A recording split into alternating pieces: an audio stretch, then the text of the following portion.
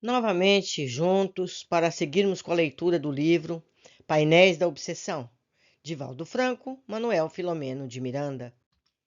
Trama do ódio. Retemperado o ânimo, recebi o convite do médico afeiçoado para que retornasse ao sanatório. Àquela hora, diversas atividades movimentavam a casa.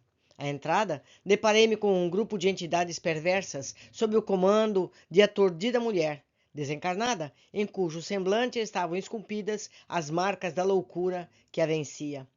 A cólera extravasava em palavras rudes e vulgares, traduzindo-lhe a condição de inferioridade chocante em que se demorava. O aspecto deformado, vampiresco, respondia com consequência da sua atitude mental, cultivada em campos vibratórios da pior qualidade. Exalava odores pútridos e acolitava-se por um bando de quase uma vintena de espíritos atoleimados e viciosos numa baderna ensurdecedora. Aguardemo-lhes a saída, blasonava com voz estridente. Hoje me recompensarei, vingando-me dele e dela me apossando. O plano não pode falhar e conto com a cooperação dos amigos. Os seguidores atendiam-na, algo atemorizados, porquanto a infeliz levantava, periodicamente, um chicote que silvava no ar. Mantinha algum dos hábitos terrenos, especialmente na indumentária, botas e calças de cavalgar. Instintivamente sentia-me constrangido diante daquele ser que se apresentava em tão estranha compostura. Já tivera oportunidade de conhecer inúmeros desencarnados em aflição, cultivadores da insânia, do rancor e do ódio.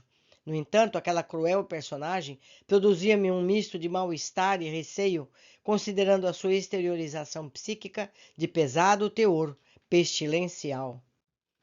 Percebendo-me o aturdimento em que caíra, o amigo Dr. Lustrosa admoestou-me, repreendeu-me com o seu oportuno concurso, chamando-me à razão. Não se impressione, o amigo Miranda.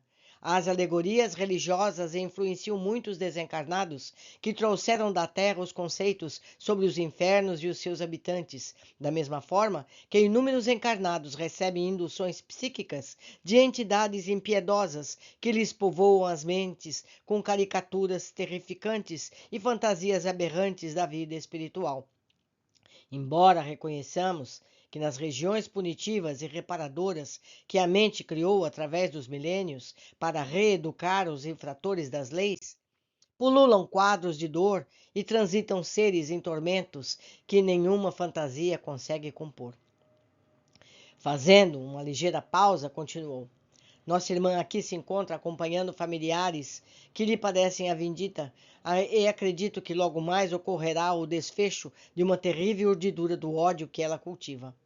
Não estranhamos, nem nos surpreendamos diante das lições com que a vida nos chama ao crescimento e à elevação espiritual.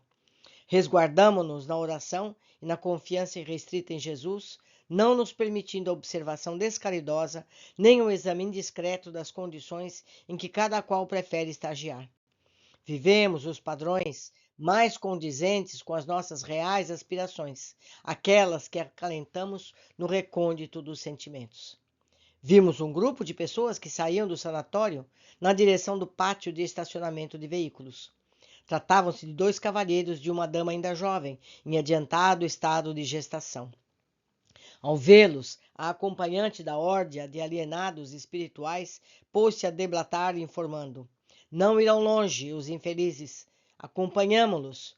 Tudo está pronto para a regularização do compromisso pela qual espero com impaciência.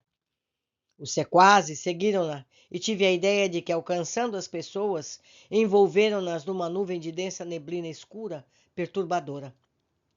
O amigo e orientador, sem qualquer comentário desairoso, esclareceu-me. O senhor de meia idade é viúvo da nossa irmã desesperada, que desencarnou há cerca de 4 anos.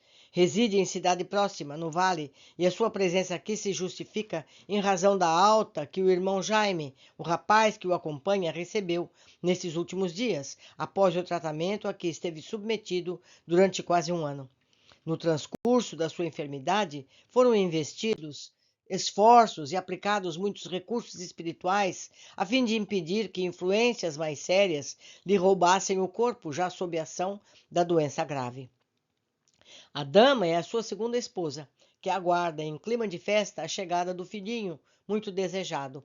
São pessoas comuns, cujas vidas transcorrem em faixa de normalidade, sem dar-se conta das responsabilidades do espírito, máxime das interferências que os mesmos mantêm em relação com aqueles que se domiciliam num corpo somático. A irmã Ernestina não aceitou de bom grado a desencarnação, havendo-se rebelado desde quando a lucidez se lhe apresentou na realidade inevitável da vida, dominada pelo desejo carnal, de que não se consegue liberar, logo que pôde, passou a sitiar a casa mental do companheiro terreno com extremos de alucinação. O quadro piorou quando ele, nosso Egberto, homem de pouco menos de 50 anos, sentiu-se mais atraído pela sua atual esposa, a nossa irmã Amenaide, que já o sensibilizava menos, mesmo antes da viuvez. Picada pelo ciúme doentio, a nossa Ernestina, ressumando rancor, sintonizou com técnicos em vingança moral e em obsessões que a auxiliavam, mediante negociata infeliz. Ajudá-la-iam na retirada da adversária do lado do esposo, desde que os seus despojos lhes pertencessem e pudessem roubá-la em espírito após a tragédia que programaram para este dia. Tudo planejado desde há meses, instruíram-na e enviaram alguns dos seus acólitos para o cometimento inditoso que deverá ter curso logo mais. Fiquei aterrado ante a programação de tal porte. As pessoas pareciam-nos tão distante de perceber a desdita que as seguiam. Sorriam, dialogavam, vivendo as emoções da recuperação da saúde, enquanto o ódio espiritual tramava o cruel desatino. Advieram-me várias questões que não podia de imediato apresentar em face da inocência aparente daquelas próximas vítimas. Não pude sopitar as lágrimas e a oração que me brotou espontânea da alma.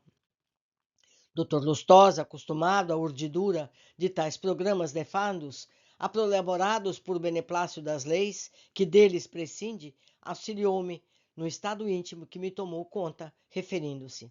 Ninguém está em desamparo, conforme o sabemos. Para todas as ocorrências há explicações, e a injustiça não tem artigos nem parágrafo nos códigos do Pai. O que vemos nem sempre é conforme observamos, e o que acontece normalmente resulta de um desencadear de ações e reações cujo clímax nos chega ao conhecimento. Confiamos e disponhamos-nos a auxiliar. Vimos chegar o irmão Bernardo e 2 padioleiros espirituais, que se reuniram a nós, sob orientação do médico compassivo. A família tomou o veículo, um caminhão, já desgastado pelo tempo, e começou a viagem na direção ao lar. Seguimos-los, utilizando os recursos de volição, atentos ao quadro que se desenhava patético aos nossos olhos. A turma multa se adentrara pela cabina do carro, na qual se acomodavam os familiares distraídos, sem nada perceberem, em razão de terem os centros da sensibilidade mediúnica anestesiados, por falta do exercício mental, da meditação, do recolhimento das ideias superiores. Quando as criaturas se conscientizarem a respeito da vida, quando melhor entenderem os fenômenos da existência, alimentado o pensamento com ideias elevadas que decorrem da prece, que propicia a inspiração, da meditação que irriga a paz, das ações caridosas que atraem o concurso dos benfeitores espirituais, modificar-se-á a paisagem humana e a dor, em muitos casos, não ocorrerá, cedendo lugar à harmonia, ensejando a purificação pelo mecanismo do bem atuante. Observava que nenhum dos beneficiados por aquela hora se recordara de orar, em agradecimento pela dádiva conseguida, de elevar o pensamento a Deus, de cuidar da sua realidade de espírito que somos todos nós. Entregaram-se à alegria ingênua, aos comentários festivos e ao anedotário. O senhor Egberto, em homenagem à saúde do irmão, usara algum alcoólico, emulando de alegria, sem lembrar-se dos perigos que espreitam os motoristas nas viagens, particularmente naquela que impunha a descida da Serra da Mantiqueira, com as curvas fechadas, contínuas e o abismo. Não pude prosseguir em mais demoradas reflexões, porquanto a cidade ficara para trás, o velho caminhão começara a descer sobre a pista, umedecida por ligeira chuva no final do inverno. Uma sucessão de curvas viu o espírito de Ernestina chamar o marido com vigor, enquanto os outros acompanhantes puseram-se a gritar, produzindo uma psicosfera atordoante. O ambiente no interior do veículo subitamente fez-se soturno, dominado por um terrível silêncio pronunciador da tragédia. Aturdido, o senhor Egberto passou a escutar, na casa mental, ligeiramente excitada pelos vapores do álcool, a voz da esposa desencarnada e, sobre forte incidência vibratória dela, viu-a apavorando-a como se o seu aspecto terrível, passando a conduzir o carro com desespero ante a cena alucinadora que lhe imprimiu o pensamento. Numa manobra brusca, equivocada, o caminhão tombou no despenhadeiro, ante os gritos de desespero dos seus ocupantes. Ao primeiro impacto, a porta se abriu. A dona Menaide foi arrojada fora, golpeando-se nas pedras da ribanceira e desencarnando de imediato. O mesmo ocorreu com o filhinho, que teve a vida física ali interrompida. O carro espatifou-se ladeira abaixo, roubando também a vida de Jaime, enquanto o motorista ficou em estado de choque. A alucinação estabeleceu-se entre os perturbadores desencarnados. A inditosa Ernestina, que agora se apresentava acompanhada dos amigos e inspiradores da desdita, aproximou-se da recém-desencarnada com galhofa constrangedora. Neste momento, o Dr. Arnaldo Lustosa, profundamente concentrado, convidando-me à mesma atitude, apareceu ante a visão sádica dos infelizes vingadores, que tentaram agredi-lo, atirando-lhe epítetos vergonhosos e acusações descabidas, identificando-nos simultaneamente a todos. A chusma, no entanto aterradora, não dispunha de recursos para vencer a irradiação que emanava do grupo em prece, amparado por verdadeira cortina vibratória. Assim, ficaram à distância, observando-nos e chicanando, requerendo a posse das vítimas. O irmão Bernardo e o médico, com técnica muito especial, liberaram a irmã e seu filhinho dos liames carnais, colocando numa móvel substância que retiraram de todos nós e nos recursos da natureza, qual se fosse um colchão alvinente de espuma que lhes erguia os espíritos ao tempo em que lhe falavam ternamente, impedindo-lhes o medo e a alucinação. Por quase 30 minutos a operação teve curso. Após o que vi, a irmã Amenaide ser colocada na maca com sinais da gestação, parecendo sentir muitas dores, e o filhinho profundamente imantado em sono profundo, causando-me grande surpresa. Conduzamo-los de imediato à nossa esfera de ação, determinou o médico, onde o nosso amigo Eber nos aguarda. Defendamos o cadáver do jovem cunhado para o atendermos após a necrópsia, que será submetido pelas autoridades policiais que virão mais tarde. O espetáculo patenteava-se-me sob dois aspectos muito diversos. Os dois cadáveres mutilados e ensanguentados, o corpo semi-morto do condidor do grupo, e do nosso lado o socorro urgente, conforme as circunstâncias, aqueles que logo deveriam receber ajuda, demandando a vida, embora a aparente odiosa cena da morte. O amor vigilante do pai, utilizando-se de servos imperfeitos, mas dedicados, amenizava a trama do ódio e da vingança, oferecendo-se esperança e bênção. Meus amigos, quantas vezes essas coisas acontecem? Nós, que nada sabemos, que temos apenas uma página de toda a história, não sabemos o passado de todas essas pessoas, achamos que isso é uma tragédia, que é injustiça.